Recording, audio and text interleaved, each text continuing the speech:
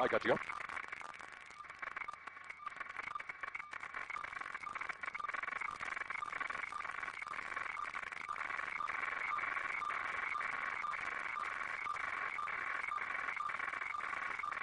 Yeah, you can see folks out of their car, David, right there standing on the freeway. This is the 15 freeway southbound lanes. The whole freeway is shut down.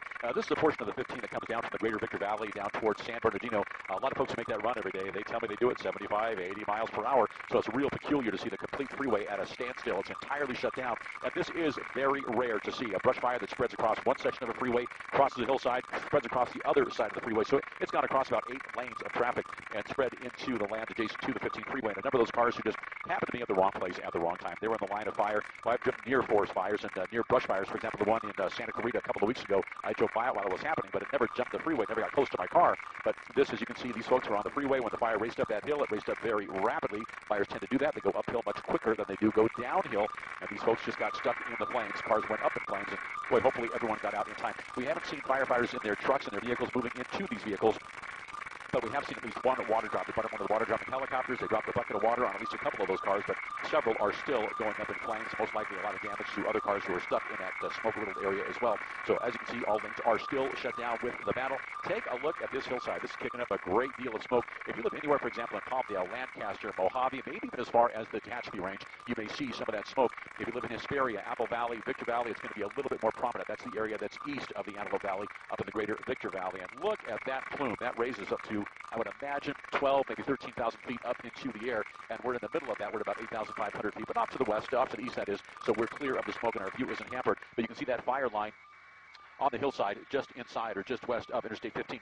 Back to the freeway now. Let's go to the 15 southbound. What they've done is shut the freeway down for everyone's safety. And just come to your right just a bit. Some folks found a little access road here. So here is one way off of the 15 for folks who didn't get the message in time who are coming down from Apple Valley or Hesperia. They found this little access road. So what they're doing, they're using the dirt road as well. They're finding this little access road. They're taking that down the hill. It's open up and come down the hill. And that takes, I believe, back onto the 15 northbound. You got to double back, go back to where you came from. But that sure beats sitting on that freeway. And there they are trying to get their way back up toward Hesperia, Victorville, and Apple Valley as well. Once again, we want to show you these cars that are still going up in flames. This is the 15 southbound, well north of the 138. The fire, we believe, started adjacent to northbound lane. There's a little bit of a light breeze, rather warm here in the area as well. Those flames, they raced up that hill on the left side of your screen. They jumped the freeway. That's the 15 southbound. Some of those cars still going up in flames. Then the fire just kept going off to the right, up into the hillside, and firefighters have the entire area surrounded. Now, let's go up to the northern flank of the fire and give you one shot at what the whole burn area looks like right now. Back to you in the studio.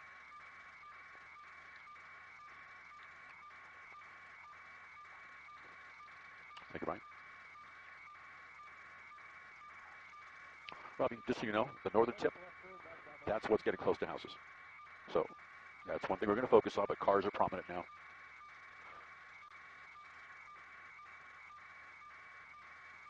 Yeah, a lot of oils in there.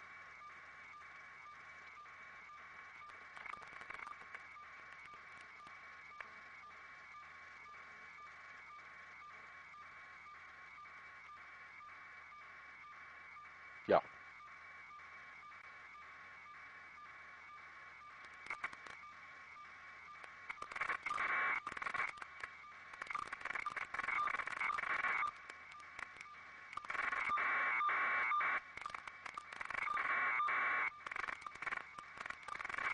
Takes to the cars, Frank.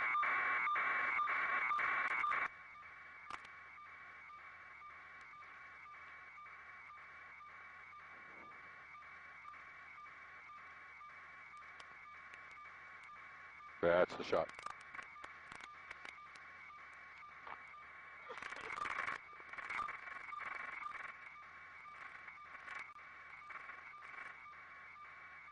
All right, okay. Lori, we're good till the 4:30 hit. Is that DC?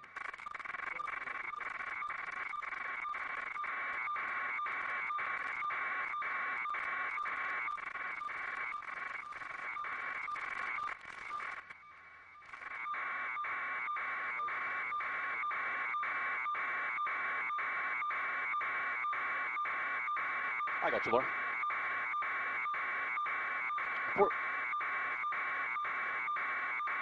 Yeah, Brian, tell me how late you can stay after 4:30. Working on it, Laura.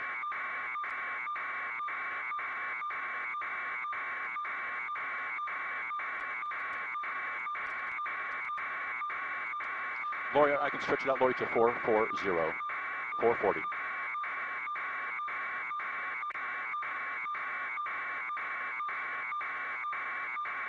CHP inbound to the fire. Yeah. In case he goes to those people, I think he will.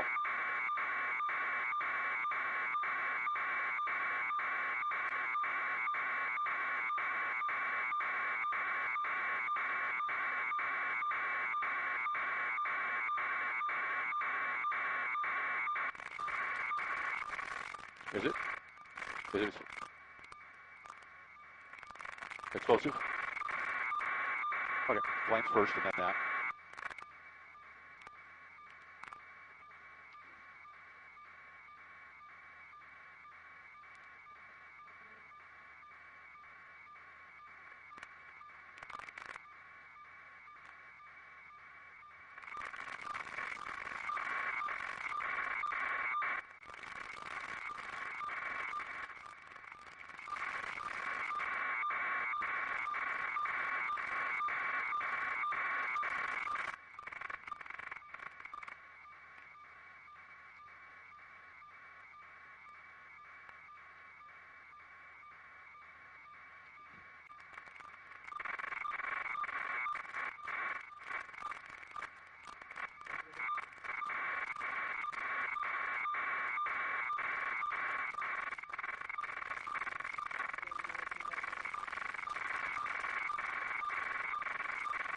Watch this guy do a drop the jet.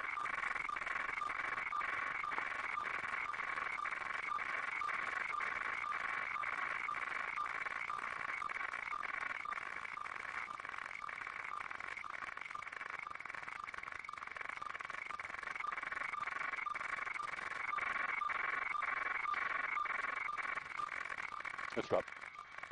Yeah, you can. He's going to make a FOS check drop in the next couple of seconds. The lead plane just made a water drop to let him know where to drop, and there it is. He's making a drop right now on the north and eastern flank of the fire to stop that fire from, in case the wind shift, come back to Interstate 15. So it was a perfect water drop. These fixed-wing tankers do a great job. There was some discussion earlier that a drone was spotted in the fire burn area, so they may have had to